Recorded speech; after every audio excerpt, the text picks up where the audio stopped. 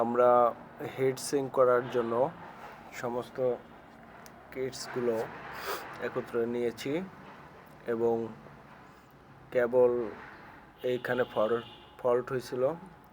এই কেবল পরিমাণ মতো কেটে নিয়ে হিটসিংয়ের কিটের মাপ দিয়ে কেটে নিয়ে আমরা হিটসিং করব।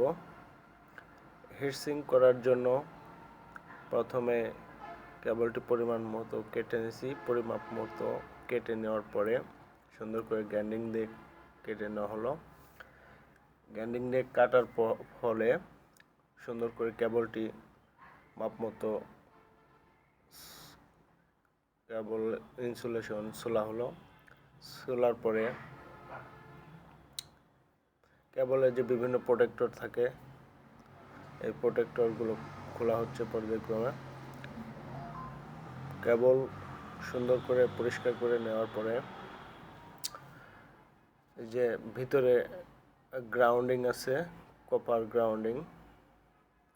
কপার গ্রাউন্ডিংগুলো সুন্দর করে ভাঁজ করে রাখা হলো। রাখার ফলে আপনারা ভিডিওটি সম্পূর্ণ মনোযোগ দিয়ে দেখবেন। দেখলে এক ভিডিওতেই আপনারা হিটসিং করতে পারবেন। হিটসিং করা খুবই সহজ এবং ইজি বিষয়। আপনারা অনেকেই অনেক কিছু মনে করতে পারেন, কিন্তু বিষয়টি তা না। এই ভিডিওটি মনোযোগ দিয়ে দেখেন, তাহলে হিটসিং করতে পারবেন। এই যে কেবলের উপরে যে কার্বন ছিল, এটি সুন্দর করে গ্লাসের মাধ্যমে পরিষ্কার করে নেওয়া হচ্ছে।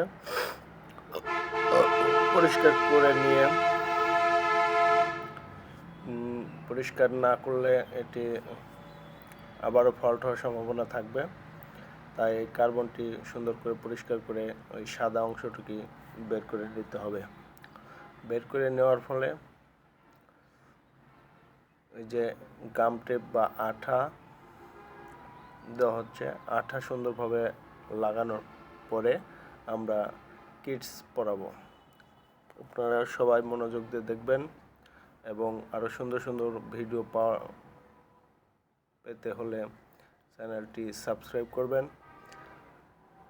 আমরা আরও নতুন নতুন ভিডিও আপলোড করলে আপনারা যাতে সহজেই পান সেজন্য সাবস্ক্রাইব করবেন। যে পরানোর পরে 33 কেবি কেবল হিটসিং করা হচ্ছে। প্রথমে কিটস পরানো হয়েছে, তারপরে দ্বিতীয় কিটস 3 পরানো হলো।